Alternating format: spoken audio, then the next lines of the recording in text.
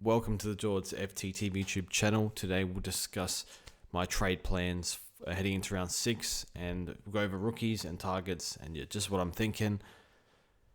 So yeah, should be good. For me, I've pretty much banked on a Sardis, a Nevitt and a Lindsay coming back and making money, and that's not looking good, to be honest. I think Lindsay will be okay in time when the TOG goes up, so he's playing down back, so hopefully he can get a bit more ball. Gains a bit more confidence and whatnot.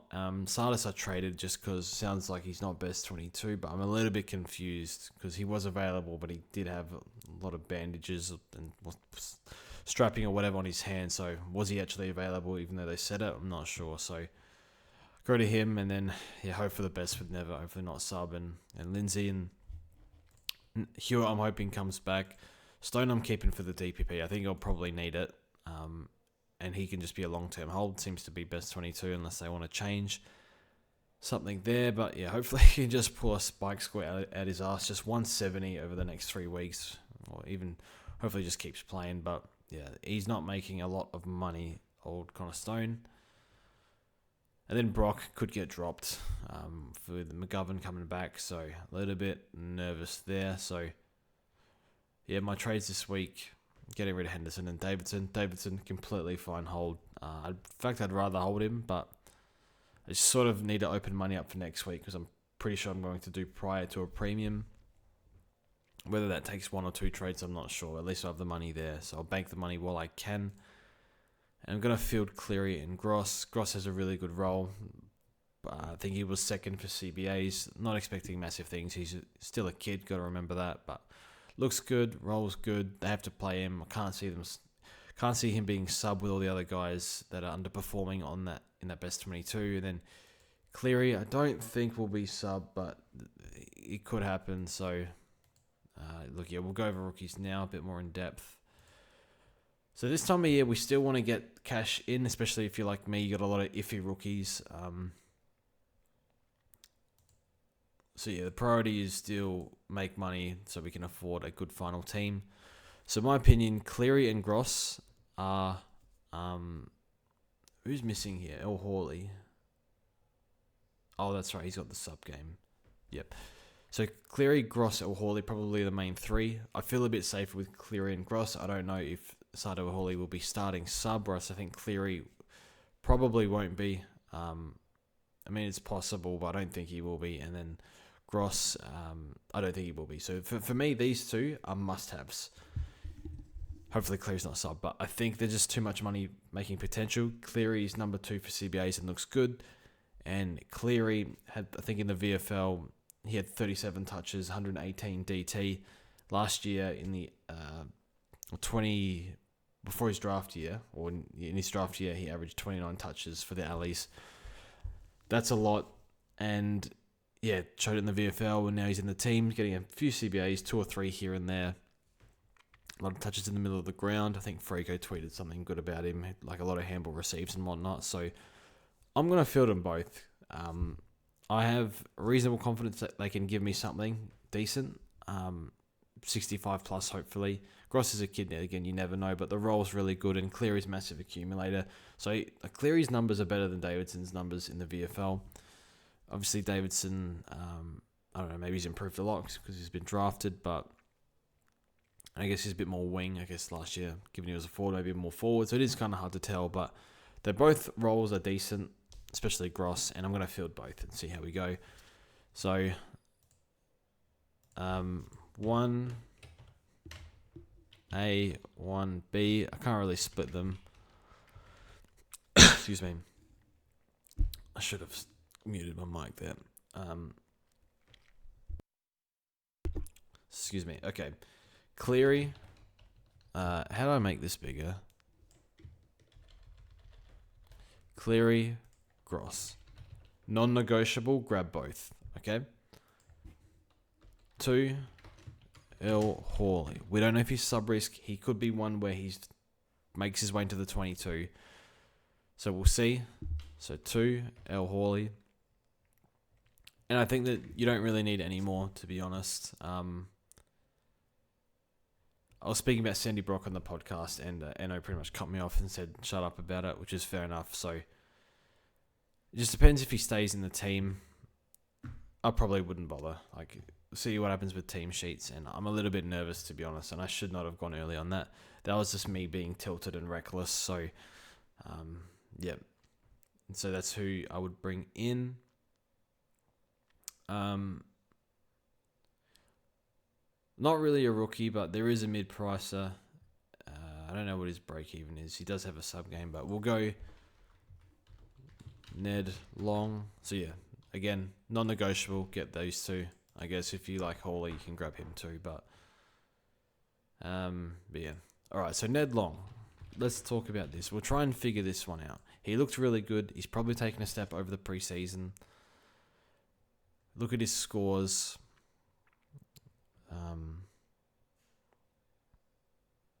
Where am I looking?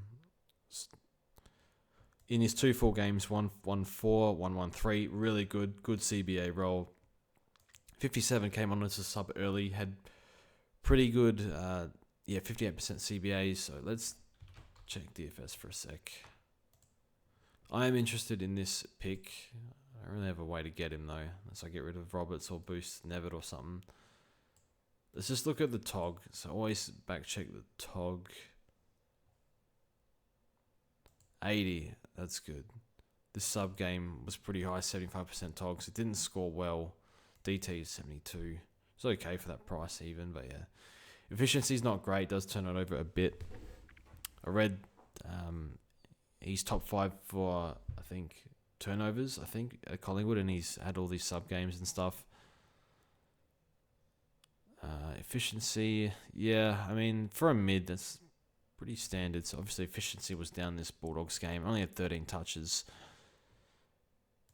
Alright, so basically he's 88 average at the moment in full games. For 280k, that's like the bare minimum, I think. His job is to make money and I guess score points on the field. Okay, let's figure out VFL. Because, yeah. Alright.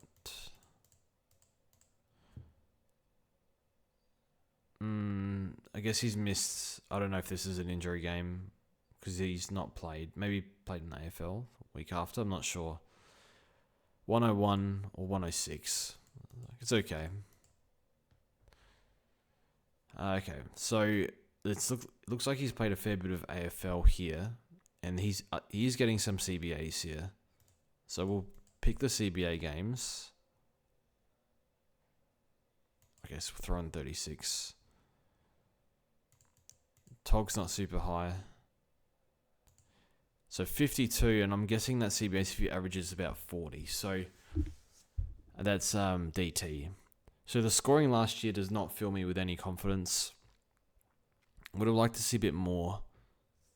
So you're kind of betting on this form this season and also him breaking out because it looks like he was scoring pretty heavily in the VFL in a few games. Obviously, he's probably better at SC pick because of contested game. Efficiency might be down, but I guess it balances out. So, yeah, he's pumped like 140, 120, 116. So, he can pump out the scores.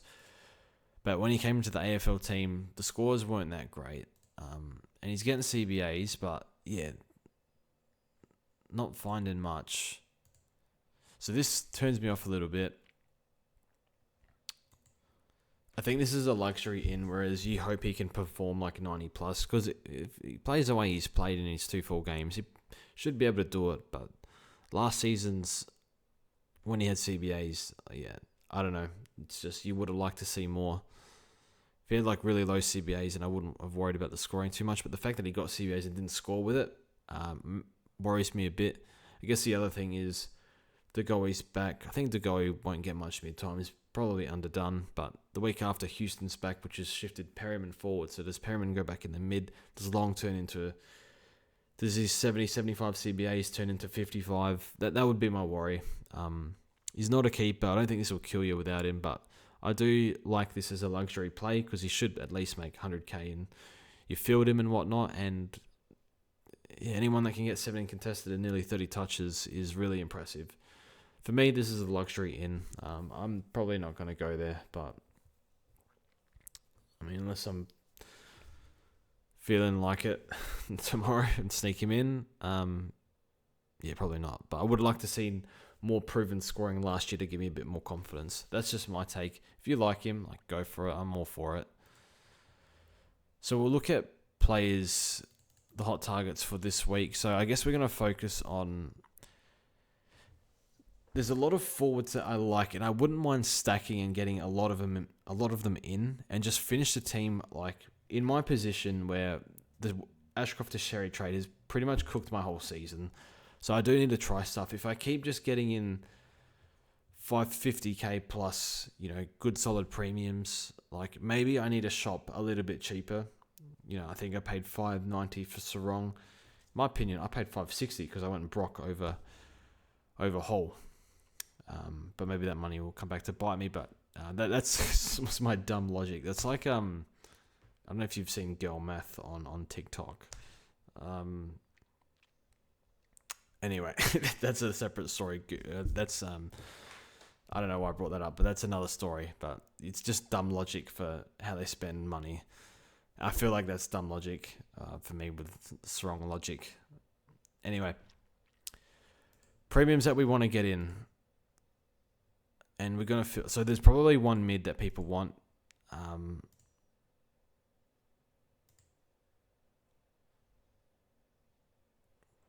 Not by break evens. Get back on track here. Oh, this is so laggy. Okay. So sort by highest price. So I don't think you can go. Someone asked, should I go Bond? Don't pay him. Don't pay that fresh off a calf.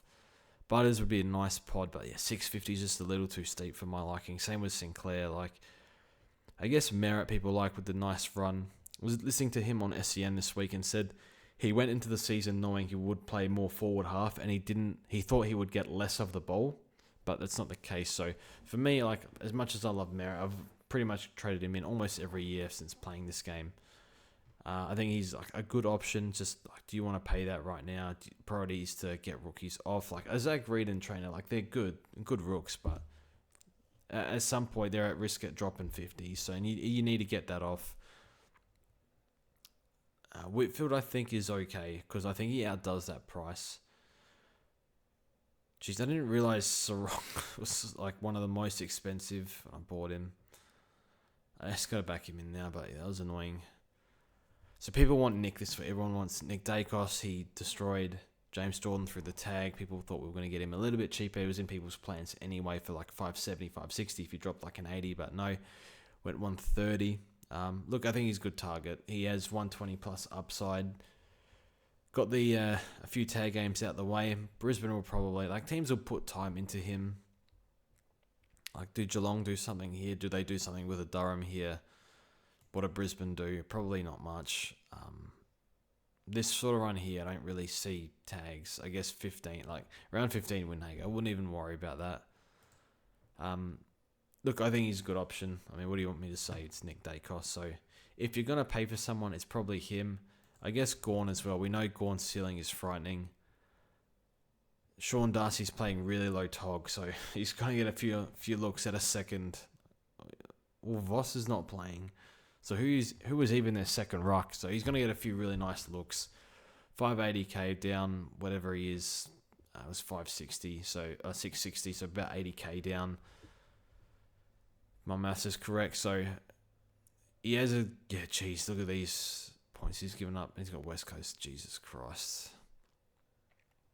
This Richmond game is off a short break, which sort of worries me slightly for Gawn, but I'm sure he'll put up a reasonable enough score.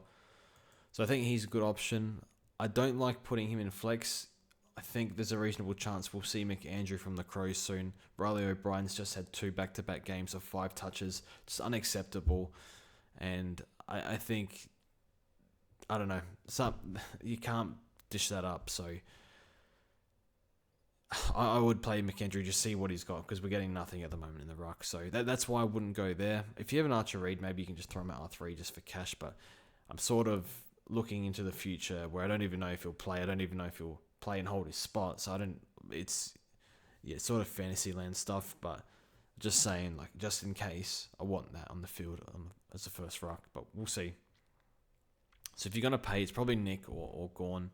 I don't think there's anyone else you pay for. I guess Andy's just going ballistic at the moment. I'd love to have him. I think 620k. I think you just let that one go. So if you're going a Nick or a Gorn, they're the only two I'd pay for right now. I guess Harry could. I don't think Harry will kill you in this role though. So I think we can go shopping in the cheaper range. I guess like there's a Tom Green here. Should be doing 110, no problem. And then a Lockie Neal. It's interesting, like Will Ashcroft's picked up the slack, so is McLuggage, so I wonder if that's affecting Neal. And it's not Neal's job to kill himself to, get these 40 touches every game. It's just like that part of the season. He just needs to get through the season, help him win early in the season. Make sure he's prime for back half of the year when they make a run. So for me, like I'll look at Neal like post buy or something. Geordie Clark is a good target. 540k for someone who's probably, if not top 6, not far off. So I think he's a good target. And we've seen Ryan's usage go way down, so he's the main man. So make a list here. All right. Targets. So Gorn, Nick, if you want to pay. If you want to pay. If you want to go cheaper, guys, I'll order these. Jordan Clark, I think, is a good option. Where's Nas? I think if they're mucking around with Nas's role a little bit. So for me, if you have him, you're happy because he's a gun and he's going to probably score anywhere regardless. But if you don't have him, like his DT was quite low for a game where he scored 3 goals. I think it was only about a ton. I say only, but yeah, he did kick the 3 goals. So with Nas, I wouldn't trade him in just yet. I would just see if they do anything stupid with his role, because he did line up on the wing, bit at half forward. We don't want that at all. So I just hold your horses on Nas. Just wait and see what it looks like. But I think he'll be fine, so I wouldn't stress if you have him. Holmes is a great target. So he's actually scored, I think he's averaging 120 plus without the tag. So he's at inside mid, but he gets heaps of it on the outside. And he also is an outlet at a defense. And takes a few running bounces as well. So he's a really good target. I probably have him over Clark for scoring power at the moment. Because Clark's only averaging in the 80s in DT, if that counts for anything. And yeah, the overall marks are down at Fremantle. But regardless, I think they're both really good options. Heaney, I'm not sure. Just limited preseason, but he should be fine. Walsh again, like injury prone, like had his big game against West Coast, so not for me. Actually, I hate talking about this, but yeah, just the CBAs aren't that high. We'll also talk about Roberts soon too. We're getting a lot of ads today. I mean, this is crazy. 50% CBAs. Okay, the Tog is good. I thought the Tog was lower, but he does start on the bench. Funny thing about Will is look at this. He never gives away frees. He gave away 2 in round 1. But look at this. Like, just zeros everywhere. It doesn't give away frees. Crazy. I don't know, because 50% CBAs. Like, he's going to do 110 or 50%. It's madness. Like, what's he going to do when he gets 80%? It's going to be M1 by a mile. Or, like, top 3 mid. It's hard to... I don't know, man. I don't know if he can sustain this. I think he's, like, 105 at worst, so he's alright. Dawson, high break even. Maybe if he gets under 500, I think he's a good target, because he had a few really good weeks, and then... Yeah, the off a short break, so he can be a little bit frustrating at times. That is Dawson, but I think he'll be good enough. So put Dawson in as a cheap target. Even like Juan Francis is a target if you don't have him. Rankin's a good target.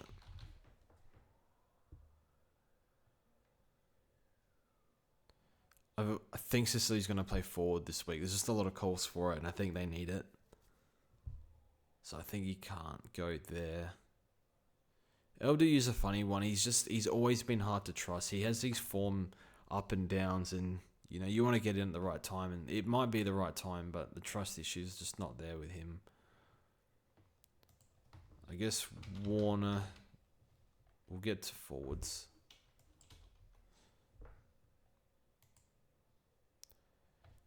Okay, so Tom Stewart not this week, but maybe next week when he's, I don't know, he's got a high break even.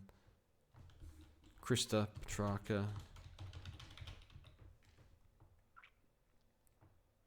Briggs, I think you just go Gorn over Briggs. There's a couple more. Speaking of more, there's forward options. Then there's Draper.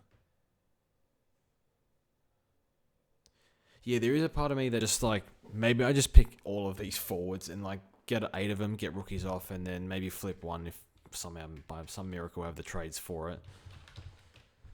But these are the players I'd be targeting. Probably Dawson, probably not this week, maybe next week in case Bedford goes to him. So if you're looking for defenders or forwards, or a mid, I guess Nick is there. If you don't want to pay, probably just target a defender or a forward. If I had to order these, it's probably in this order, I think. It's hard to know. So it's sub 550 options. Holmes, I think Clark's around that price. I think they're both. If you need a defender, I'd go to one of these two. I think if you have the money and you're feeling like it's not going to hurt your upgrades, I think Whitfield is the one I'd go for. I think he's got 2 nice matchups coming up. He's got 2 small grounds after that, but I think you'll get some good scores in the next 2.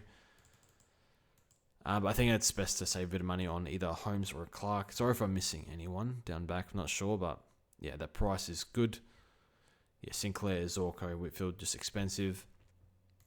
Horn Francis Rankin, still at the 500-ish mark. They're good prices. I think Horn Francis can do 110. Last year did 100 of 50, I think it was 55% CBAs roughly. Now he's in the mid-70s, so I think give him that bump. I think he can do 110. And I think Rankin can do 105 plus. Yeah, he's just cooking at the moment. So I'll probably just have Horn Francis just ahead. It's a hard one, but that would be my targets. If you want someone cheap, so I think they're all great options. Now, in the sub 500 range and sort of the new popped up forward, so Warner, I think I will happily wait 1. Get a good look at the role as well, because it is he's just a little bit hard to trust because he's up and down, and his break even is quite high, 163. Oops. So Warner, watch the CBAs, the role, how he looks. Doesn't really matter how he looks, but I think it's just, price. Petrarca should have gone 110 plus. Missed an open goal. We're strolling in. That's not how you spell Petrarca. 101. I think, he's, nice run coming up. He doesn't look at this. He hasn't really killed these teams. Okay, there's a 140 here from 2 years ago, or 130 here from 3 years ago. But even last year, a little bit underwhelming. Did he get injured in one of those games? I can't remember. No, it was against Collingwood when Moore need him in the vital organs.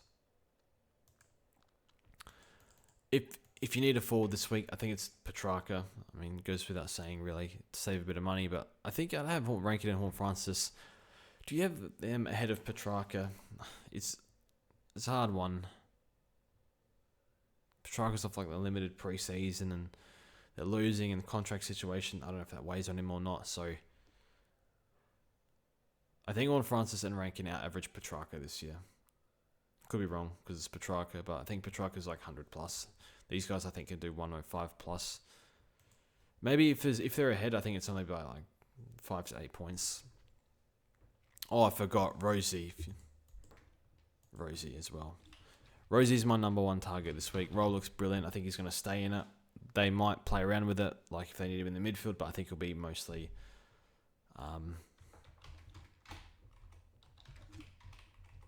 halfback. Those are my main targets for this week. So those are the plays I'd go for. And then if you want to pay, Nick or Gorn. So Petrarca, number one forward. 2 more. 3 Draper. So Dylan Moore looked good in the midfield. Now he played midfield because Nash went out of there. I think they need him in there.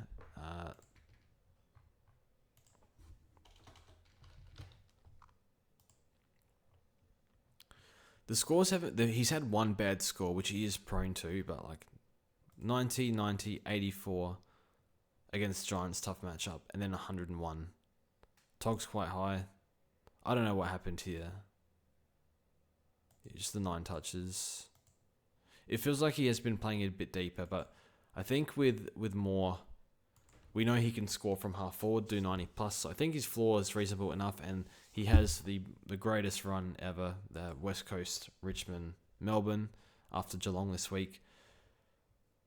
So for Dylan Moore, I think that the smart thing is to wait one and see if he becomes if he's playing mid and like Nash is a test, I think. But if Nash is in the team, then yeah, we'll see with Moore. I will see. So I think Moore will play midfield this week because he played too good in there, but it will be good to see it with Nash in the team. And then Draper, obviously Brian's done his ACL. Now, do they play Wright or do they play Goldstein or do they play someone else? I don't know. So I think one of those two things will happen. We'll try and figure out what his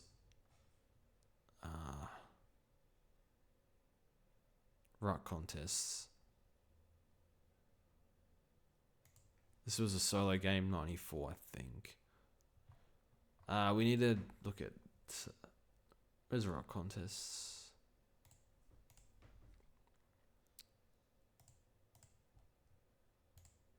Like 100 on Gorn is pretty promising. Any solo games? 15 with Wright. 15, 17. Okay. 15, 17, 18, 20. Okay. 15, 17, 18, 20.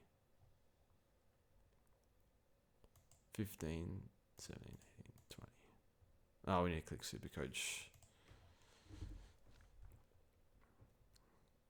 15, 17, 18, 20. Cool. 93. But then there's the threat of Goldie playing. Now, what's he done with Goldie in the team? Have they even played together?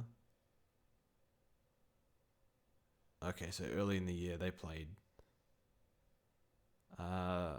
from 2 to 6. Okay, 2 to 6. What's he done? Can't be good, surely. 55. That's disaster. We can't have that. So I think the threat of Goldie coming in is a little bit of a worry. This is one where I think I'm quite happy. I don't think they'll name Goldie this week. If they do, that's stuff. But if they don't, see how it goes. If he shoots the lights out and it looks like they can't possibly bring Goldie in because he's playing too good. And even then, like down the line, the threat's just always there. So that's the worry. Think about this next week maybe. So it's an interesting one. 93 solo. It's okay. Like it's not bad for 400k. So hopefully that helps. So look, if you need, again, if you want to pay for someone that's Gorn or Nick, if you need an upgrade that's sub 550, I think Clark, can't remember. No, slightly under. I'd go for these guys. It's hard to put them in order. I'd probably put Rosie at 1 because he's the cheapest. And the role looks really good, and I think he can be top 6, even though it's a small sample size. And then you're one of these guys. If you need a forward, I think Petrarca. So hopefully that was any help. If you agree, disagree, let me know. And if you have any other ideas, that's cool. and all that. I should be upgrading this week because I'm essentially 250 in the bank. I'm a premium down pretty much because that 250 needs to be on the field, and I'm not sure it's just worth using that boost to get Krista. I think I can afford this. Is he?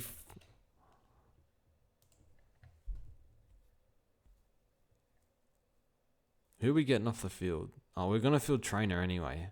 That means we can't field trainer. Oh wait, we can because we got Stone. We can sort of work it out. That means Gross comes off the field for Petrarca. So we go head to head with Gross and Petrarca. I mean, we probably lose 40 points there, but we save a boost. So if we did that, I'd try and get Dylan Moore next week.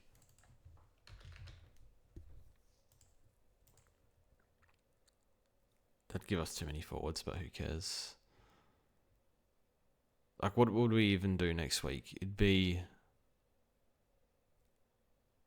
maybe Marich up. Hold down Cottrell, 150. 170 in the bank, roughly. 170 on top of Marich. Almost gets you Nick, but I think we'll go cheaper.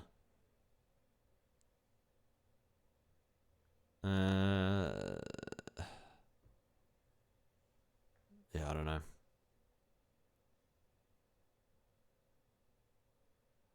Like, yeah, I think we can just hold the boost. Yeah, it kind of sucks. Would have been nice to have a Murphy Reed or a Sullivan. Have that 300k just sitting there ready to cull them, but we don't. So it is what it is. And then, yeah, the first guys we'll cut is like probably 2 more weeks for Zach Reed and Trainer, but they can probably make even more money than that. Yeah, they're going to make stacks. Got to be careful trading him out early. Maybe we ditch a Roberts or something if he doesn't look good. We've got to talk about Roberts, so we'll speak on that quickly. So I looked at his heat map. I don't love it, and I did watch the tape.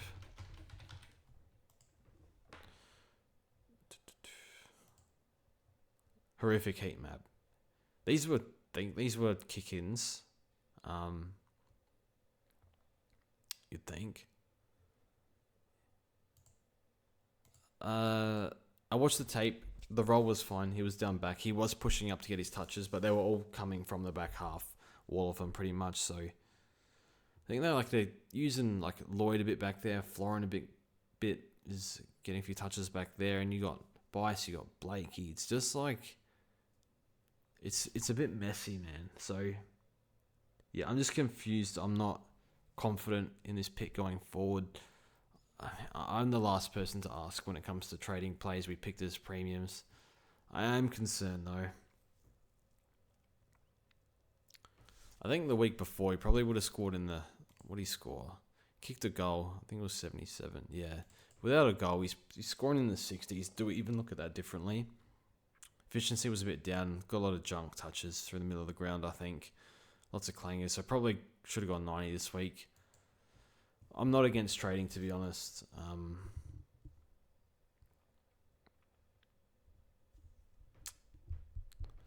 I don't know. Don't know what to do. Yeah, I don't know, man. I think the play is probably just to hold back him in, get your Gross and your plays off the field. Like these rookies, I don't think, I'm not super confident, but there's worse rookies I've fielded in the past. So see how we go. That's it from me. Thank you for watching. See you guys in the next one.